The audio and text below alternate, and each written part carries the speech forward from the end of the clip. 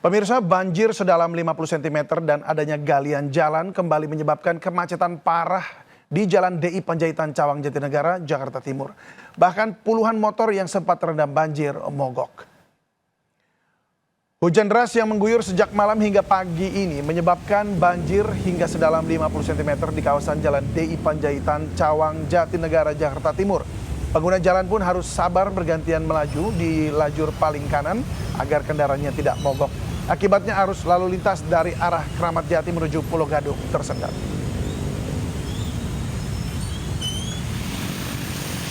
Guna mengurai kemacetan yang terus mengular, polisi melakukan rekayasa lalu lintas dengan menerapkan sistem kontraflow atau lawan arus khusus sepeda motor, khususnya di jalur dari arah Kramat Jati menuju Pulau Gadung.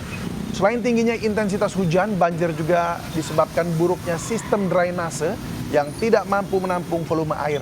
Saat ini air mulai surut secara perlahan. Namun jika hujan deras kembali mengguyur, banjir pun akan kembali meninggi. Banjir setinggi 20 hingga 30 cm juga merendam Jalan Letjen Suprapto, Cempaka Putih, Jakarta Pusat pada pagi tadi.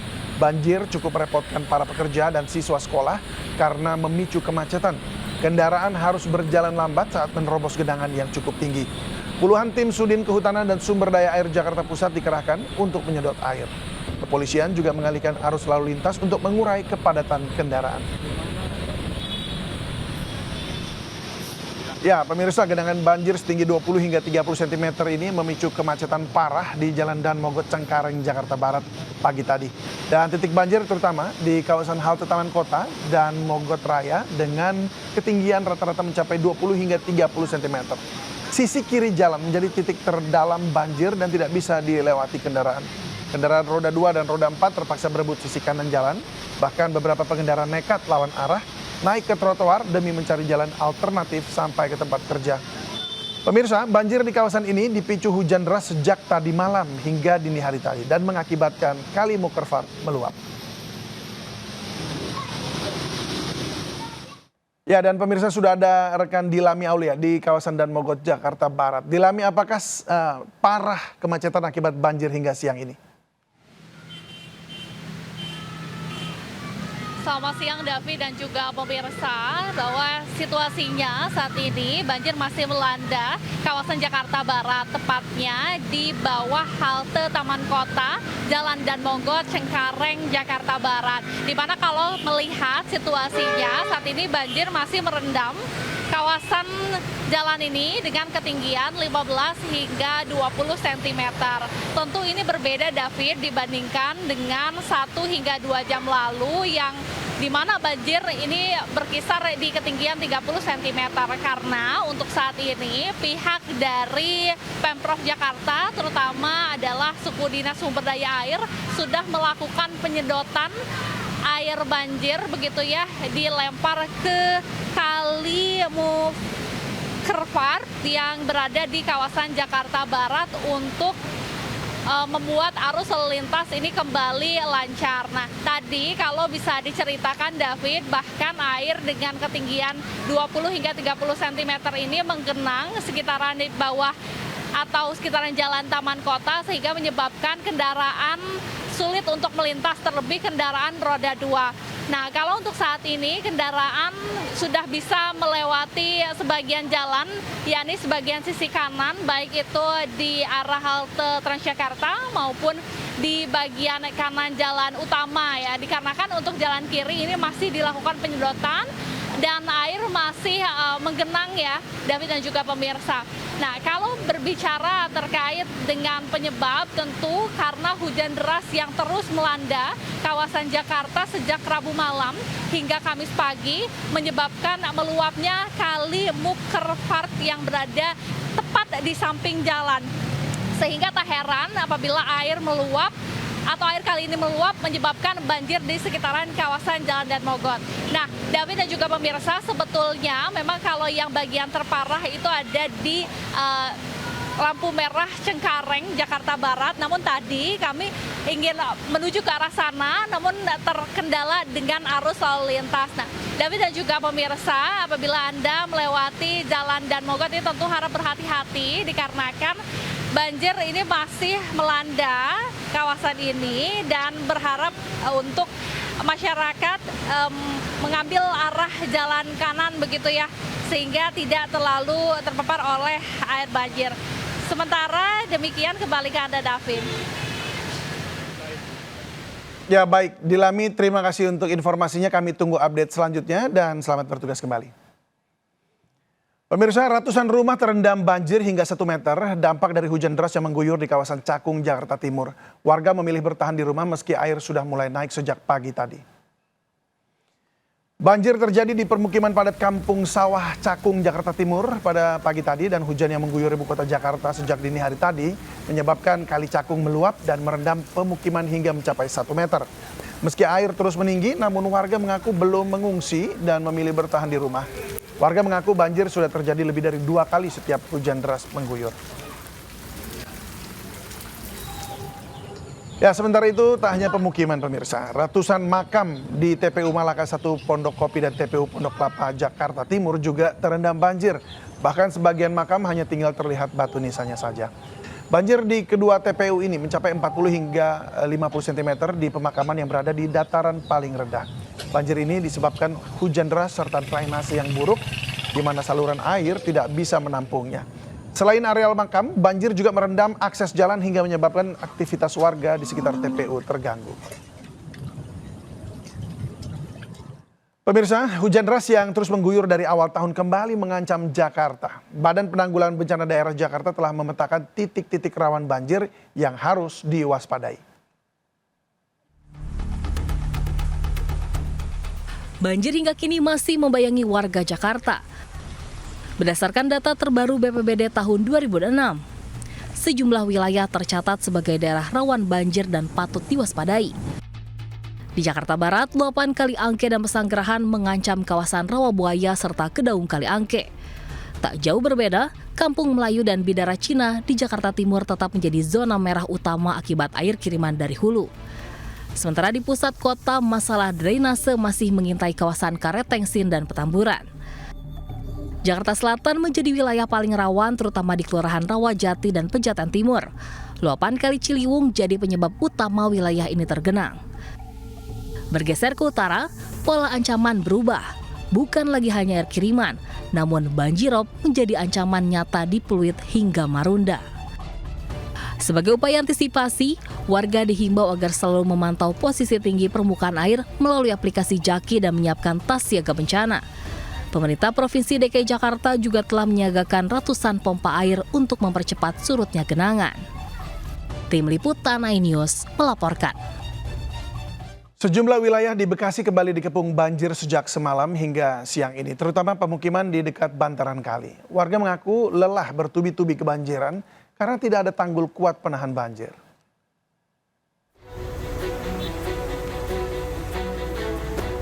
Hujan deras di Bekasi ditambah kiriman air dari hulu Sungai Bogor mengakibatkan ratusan rumah di Kampung Lengkak, Bekasi Timur kebanjiran sejak semalam hingga siang ini. Rumah-rumah yang berada dekat bantaran kali terendam air setinggi 50 cm hingga 1 meter di titik terdalam. Warga sibuk mengamankan barang agar tidak rusak. Warga pun mengaku lelah karena rumah mereka selalu kebanjiran karena tidak ada tanggul di belakang permukiman. Sementara itu, sekitar 150 rumah di 2 RT Kampung Lebak, Bekasi Utara juga kebanjiran hingga siang ini. Banjir luapan Kali Bekasi ini mulai masuk rumah warga sejak semalam dan mencapai ketinggian 1,5 meter di titik terdalam.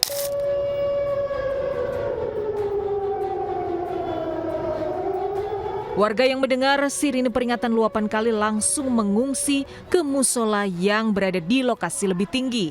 Namun beberapa warga memilih bertahan di lantai 2 rumah mereka. Kampung Lebak, Kelurahan Teluk Pucung, Bekasi Utara merupakan salah satu wilayah rawan banjir yang merupakan kiriman dari hulu Sungai Bogor, Jawa Barat. Banjir juga merendam permukiman Villa Indah Permai, Bekasi Utara. Kedalaman air mencapai hampir 1 meter di titik terdalam. Akses jalan di beberapa RT terputus. Sebagian warga tidak bisa berangkat kerja dan bersekolah pagi tadi. Dari Bekasi, Jawa Barat, Tim Liputan iNews melaporkan. Ratusan warga memilih kembali mengungsi ke kolong jalan layang Pamanukan dan masjid usai banjir kembali merendam pemukiman mereka di Subang, Jawa Barat. Sementara di Cirebon, ribuan rumah di 2 kecamatan terendam banjir akibat air kiriman dari Majalengka.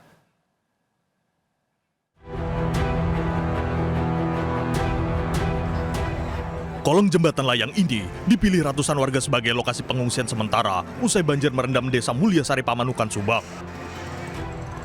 Banjir sedalam 1 meter kembali terjadi meski sehari sebelumnya air telah surut dan warga sudah melakukan bersih-bersih di rumah. Intensitas hujan yang tinggi sejak kemarin membuat banjir kembali datang.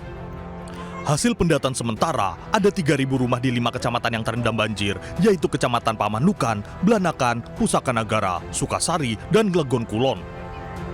Warga pun berharap ada bantuan berupa selimut, susu bayi, popok bayi, hingga minyak kayu putih selama di pengungsian. Banjir juga merendam ratusan rumah di Kecamatan Gegesik dan Susukan, Kabupaten Cirebon. Banjir dipicu curah hujan tinggi serta kiriman dari Hulu Majalengka menyebabkan Sungai Sirahlana tak mampu menampung. Salah satu lokasi yang parah terjadi banjir adalah Desa Bayalangu, di mana lebih dari 500 rumah warga kebanjiran. Namun warga enggan mengungsi, meski selama Januari ini sudah 3 kali mengalami banjir. Warga juga khawatir banjir susulan kembali terjadi karena dengan intensitas tinggi masih terus mengguyur Kabupaten Cirebon. Dari Subang dan Cirebon, Jawa Barat, Tim Liputan iNews melaporkan. Kita beralih ke informasi lain pemirsa, harga logam mulia Antam terus mencetak rekor baru. Harga emas kemarin bahkan menembus level 3 juta rupiah per gram.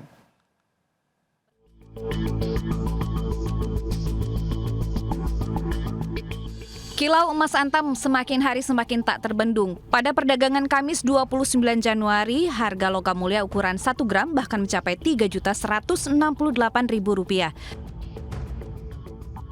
Sejak pertengahan tahun lalu, harga emas Antam mulai merangkak naik.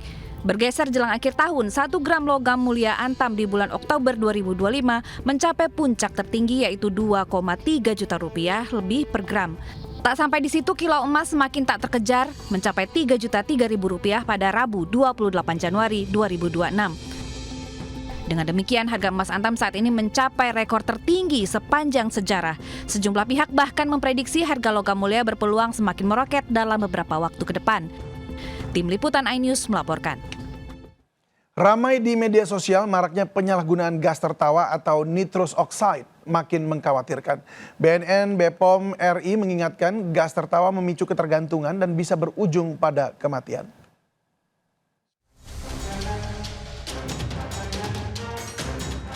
Media sosial akhir-akhir ini ramai dengan pembahasan gas tertawa atau nitrous oxide N2O. Secara legal di Indonesia, nitrous oxide memiliki fungsi di bidang medis sebagai obat bius, di bidang otomotif digunakan untuk menambah daya mesin kendaraan, dan di industri makanan NO2 digunakan untuk mengubah krim cair menjadi busa padat. Kepala Badan Narkotika Nasional Komjen Pol Suyudi Aryo Seto menjelaskan, meski banyak digunakan di industri, namun efek euforia singkat yang dihasilkan kini justru disalahgunakan. Suyudi mengungkap hingga awal tahun 2026, nitrous oxide atau gas tertawa belum diklasifikasikan sebagai narkotika atau psikotropika dalam Undang-Undang Narkotika. Namun kini, tren global menunjukkan pengetatan regulasi terhadap zat ini karena meningkatnya kasus penyalahgunaan di kalangan remaja. Kepala Badan POM RI Taruna Ikrar mengungkap penyalahgunaan nitrous oxide bisa menyebabkan ketergantungan hingga terganggunya suplai oksigen dalam tubuh. Saat nitrous oxide masuk ke dalam tubuh, kadar oksigen bisa menurun dan memicu kondisi iskemia atau kekurangan oksigen pada jaringan. Akibatnya timbul rasa sakit atau nyeri yang bisa berujung kematian. Whipping itu kan kandungannya adalah nitrate oxide, N2O. N2O ini memberikan efek bisa rileks dan seterusnya. Tapi dampaknya dalam fase kualitas dan kapasitas tertentu dalam sistem darah kita, dia menimbulkan ketergantungan. BPOM akan memperkuat pengawasan dengan menggandeng berbagai pihak seperti BNN, Kepolisian, dan Kementerian Kesehatan. Dari Jakarta, Tim Liputan iNews melaporkan. Ular piton berukuran cukup besar muncul di sekolah taman kanak-kanak di Bangkalan, Jawa Timur. Keberadaan kedua hewan melata tersebut bahkan sampai membuat jebol plafon salah satu ruangan sekolah. Ginian. Ular piton berukuran cukup besar muncul di sekolah taman kanak-kanak di Bangkalan, Jawa Timur. Petugas Damkar Kabupaten Bangkalan ini berusaha mengeluarkan dan menariknya keluar.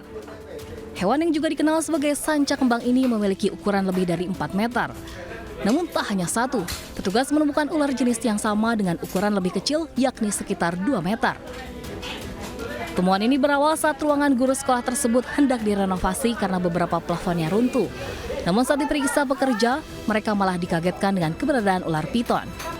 Petugas damkar pun menghimbau agar masyarakat lebih waspada terhadap keberadaan hewan-hewan melata saat musim penghujan seperti saat ini, terutama jika permukiman berdekatan dengan area persawahan maupun perkebunan.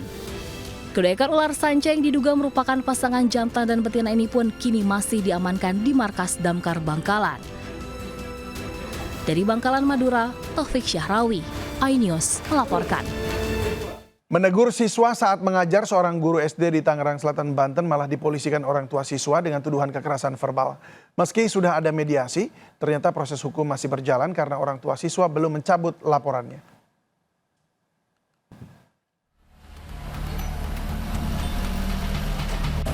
Seorang guru sekolah dasar di Tangerang Selatan, Banten dilaporkan orang tua siswa ke polisi. Guru dilaporkan diduga karena menegur anaknya saat kegiatan belajar mengajar. Orang tua siswa tak terima karena anaknya dinilai mengalami kekerasan verbal. Polisi dan Dinas Pendidikan langsung memanggil keduanya dan menggelar mediasi. Kedua pihak pun sepakat berdamai, namun proses hukum masih berjalan karena pelapor belum mencabut laporan. Polisi berencana memanggil kedua pihak untuk melakukan mediasi lanjutan. Dari Tangerang Selatan, Banten, Nunung Purnomo, iNews melaporkan. Pemirsa, ada yang berbeda saat upacara bendera Senin pagi di sekolah SD hingga SMA saat ini. Tidak hanya menyanyikan lagu Indonesia Raya dan lagu wajib nasional, siswa kini juga wajib menyanyikan lagu berjudul Rukun Sama Teman, ciptaan Menteri Pendidikan Abdul Muti.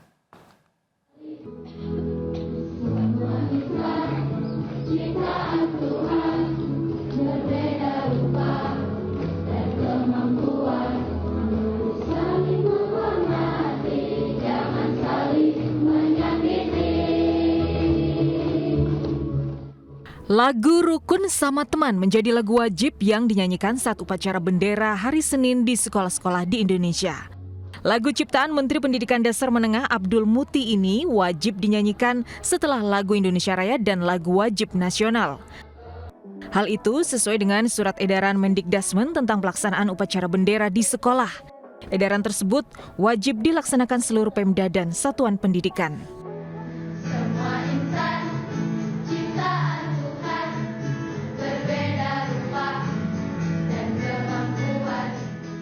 Jadi lagu wajib baru saat upacara bendera, para siswa dan guru kini mulai berlatih menghafal syair lagunya.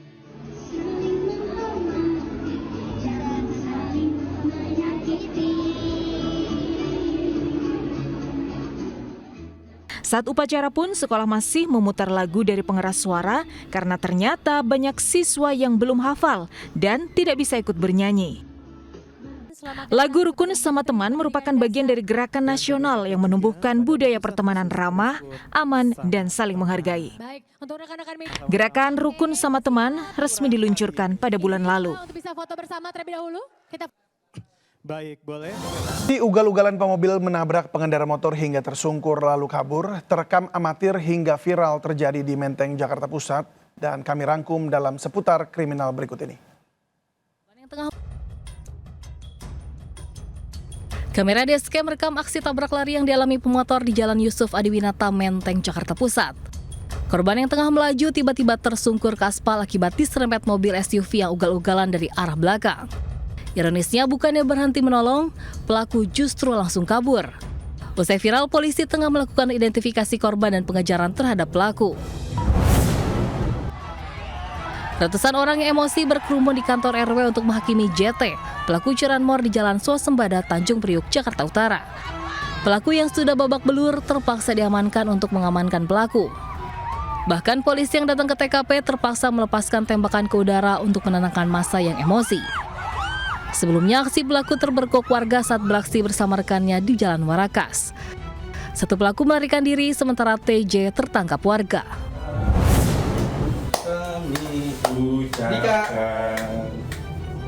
Polisi menyanyikan lagu selamat ulang tahun saat menggerebek MN buronan kasus pencurian dan pembobolan kantor Pegadaian di Jagakarsa, Jakarta Selatan. Pelaku ditangkap di kawasan Bojonggede, Kabupaten Bogor, Jawa Barat. Tak hanya terkejut, tersangka juga menangis saat ponsel curian dan narkotika jenis tembakau sintetis ditemukan polisi. Sebelumnya pelaku dan rekannya RAJ membobol kantor pegadaian dan menggasak 15 ponsel gadaian senilai 88 juta rupiah. Hasil pemeriksaan, kedua tersangka nekat melakukan aksi pencurian untuk modal berjualan narkoba. Tim Liputan iNews melaporkan.